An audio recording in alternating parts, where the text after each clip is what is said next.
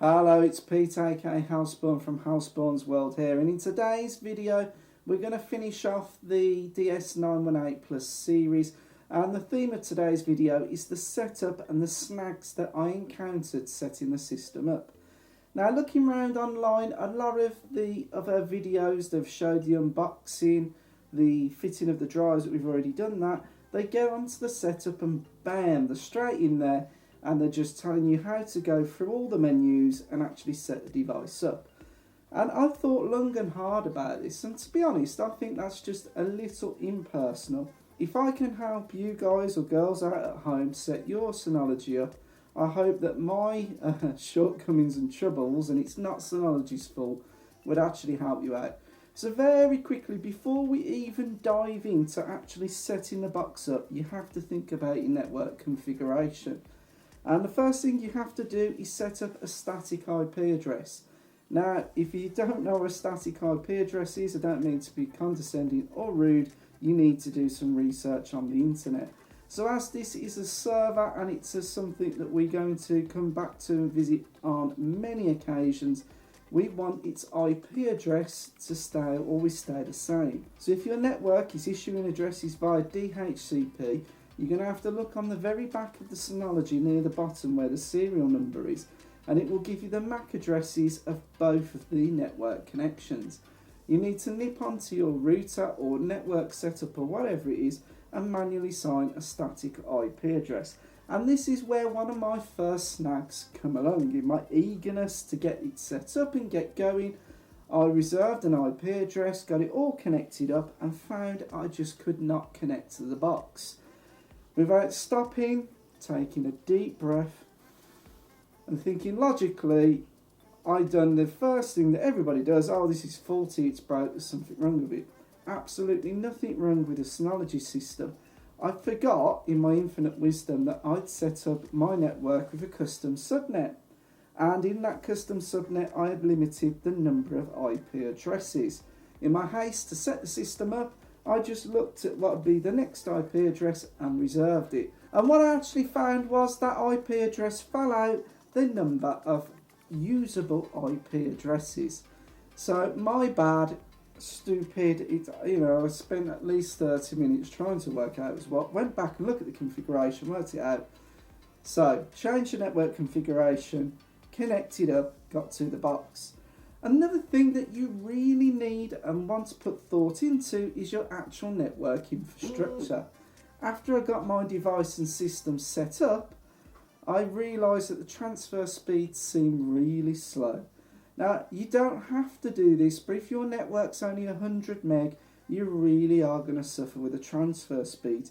And the system will even come up and warn you that it's detected that it is not running on a Gigabit Ethernet network. I was surprised actually, because I forgot that one of my devices in my system that was en route between my computer and my Synology NAS only did 100 meg on the network. To be fair, that was very easily remedied, and I nipped onto Amazon and I bought a very cheap unmanaged Gigabit switch, popped that into the system, and my transfer speeds have been transformed. There is a night and day difference between a 100 meg network and a gigabit network. And if, like myself, doing YouTube videos, you're dealing with large files, you really want to be able to transfer the files as fast as possible. So my first tip to you is, in setting the Synology up, get your network side sorted first before we even attempt to plug the box in. So you've probably got your network side sorted now, and Synology do quote that you can set up the system within minutes, and to be fair, they have really simplified the task. Once you've connected your DS918 Plus to one of the network ports on the back, all you need to do is nip onto a PC, and you need to type into your web browser find.synology.com or disstation:5000, and that web assistant will be launched, and you should then be able to connect to your box.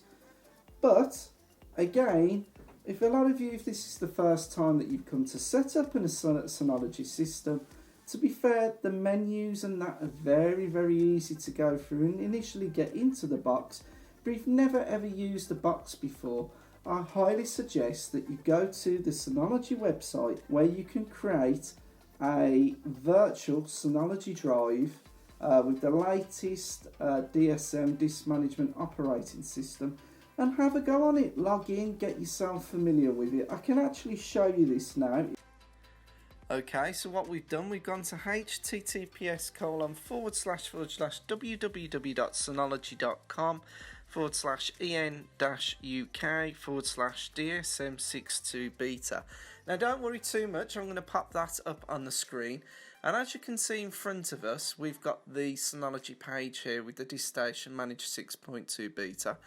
And as I just previously mentioned, you can click on Dsm Live Demo. And what this is going to enable us to do is to experience the DSM, that's the DiskStation Manager operating system, and try and get a bit of a feel of just a bit of an understanding of it. If we click on that now, that's actually creating through one of the applications on the Synology system an actual Synology system that we can enjoy free for 30 minutes, and I highly advise that if you come onto here, you can get to know the system before you actually buy it. You can actually, it won't be as much as a learning curve to navigate around it once you set your system up. So we'll just wait for this to load, it's nearly there, and then we'll be able to log on, and I'm only going to give a very brief overview of the system, and then we'll go back into the setup of the Synology. So we're going to launch the system, and we'll just wait for it to come in. And so we're actually on to the Synology file station. We can see there that the DSSM is working well, the server name is A66, and the CPU is heavily in use at the minute, and the RAM's quite high. You basically get a Dsm Help box come up when you first load the system. You can click to get started with the DSM for help and help about this DiskStation Manager packages, but I'm just going to click that off. Just as an overview, this is your desktop, and some of the first things to note in the top right hand corner, you've got a little speech bubble there with a number 4, and this is your notification screen. If we click on that, it's just going to give us a quick few notifications on what the DiskStation's very recently been doing. And you can see Universal Search has been updated, OAuth service is running, file station is running, and there are 7 packages ready for update. Click here to update them. Now it's very much a GUI environment. You can, if we do that, we can click and we can link straight into the package center, and we can see what's installed, what needs updating. But for the minute, if I click back on the notifications, I'm just going to click clear all, and that will close that.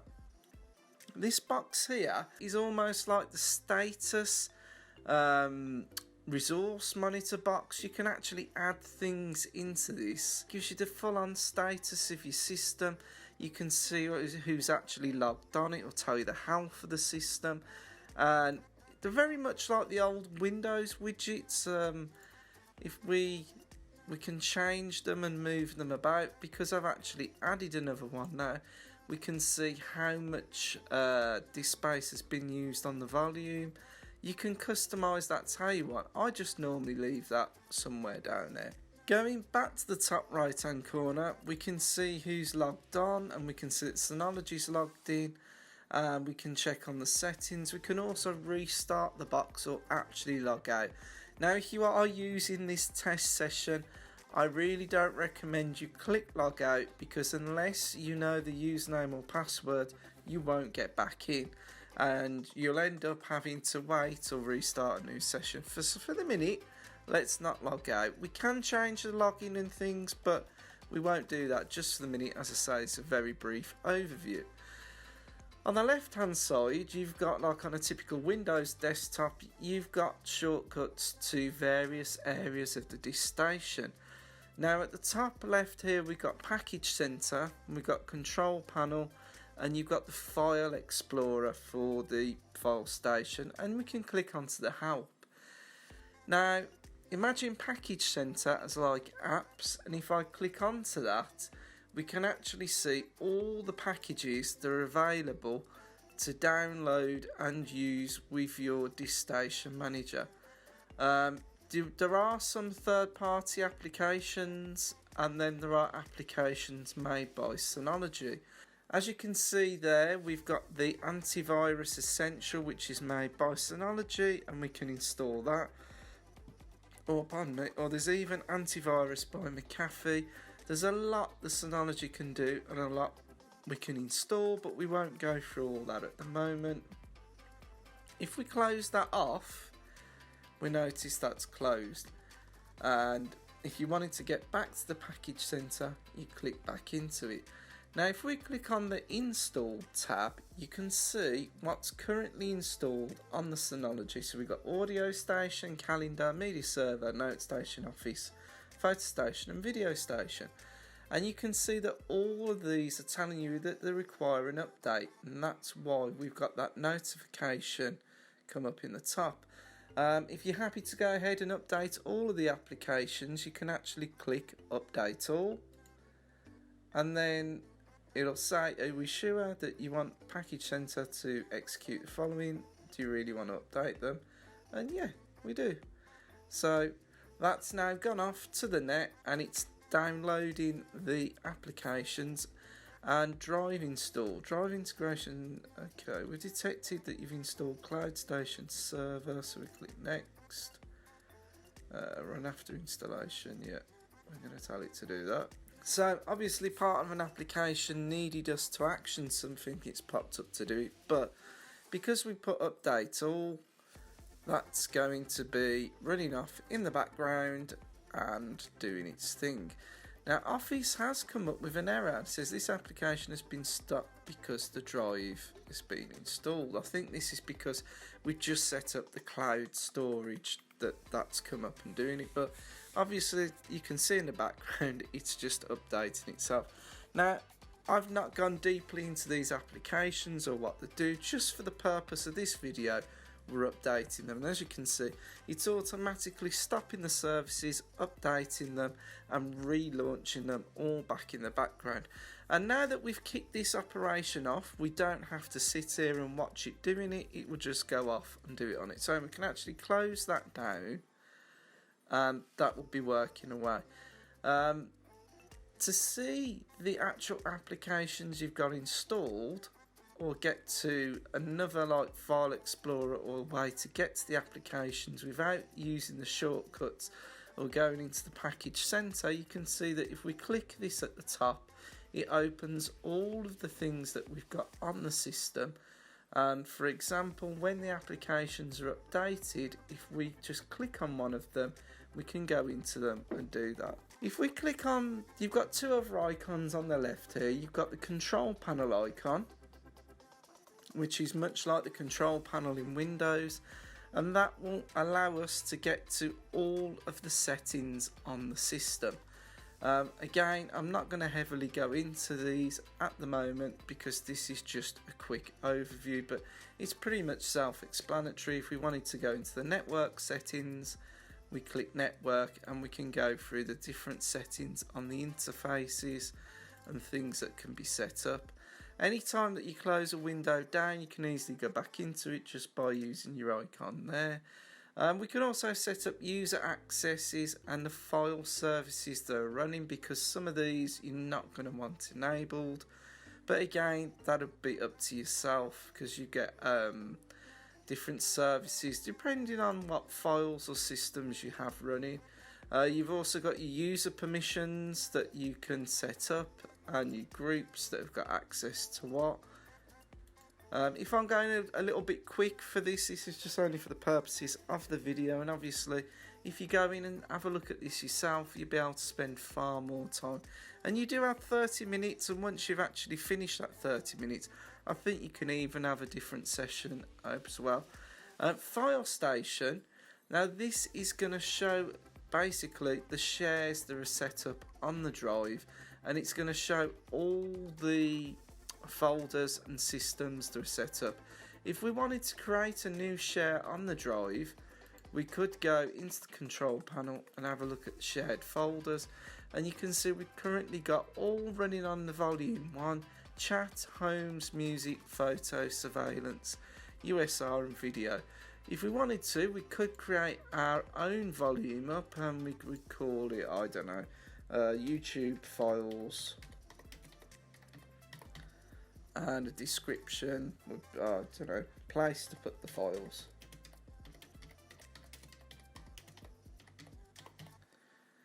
And it shows us how much is available on the actual share, on the Synology itself, the actual volume. And we could hide this in network places, we could hide subfolders from users without permissions, but for the minute we just want to set it up and enable the recycle bin, so I'm just going to click next and we're going to apply that. And it's now going to ask us who would get access to this folder, because at the moment I think both of these accounts are disabled, so we're going to say Synology, that would be us. We would like read and write access, so I'm going to tick that. And we're going to click OK, and that's now created that volume. So we could go into that, we can drop files into it. If we go into the file station, if we go into YouTube files, again we could drag files, put stuff into that. And if you're accessing it from a Windows system, because it's an SMB shared, that would come up and you'd be able to put files in. I'm just very quickly going to go back to the package center, and if we go to the installed applications, we can see that there is now no pending updates for that. And if we click back on here, we've got a number 1, so one of these, or we did have a number 1, was going to tell us that there was something needed to be updated, so that's actually cleared now. So go back up to here. I actually thought it would tell us that the application had been updated. Perhaps it's not turned on this session. Okay, so this is just a very brief overview that Synology give you the chance to log on to the DStation Manager and actually have a go and try things out. And there are some very good guides on the internet that you can learn about the DSM and maybe come on here and try stuff out. So what I'm actually going to do now, I'm going to log out of this, and if you can see, that's now give us the login page to the Synology. The problem is, if you didn't know the username or password of the session, we're not going to be able to get back in. Okay, so what I'm going to do now, I'm going to actually switch over to the setup of the Synology system. So we'll just close this down and then we'll move on to actually setting the Synology up.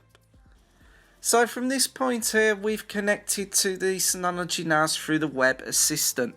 As you can see on screen, it's now got to the point where we're going to install the operating system, the DStation Manager, onto the Synology NAS. When we click install, download and install, it's going to warn us that from this point forward, any data that you previously had on the disks, if they're not new disks, will be completely erased. The system then goes off to the internet and downloads the current version of DStation Manager for your type of Synology NAS. As it's downloading and installing, this takes a short time. It's getting the system ready for its first configuration. Now, I do have a confession to make that I set my Synology NAS up on the 9th of December last year.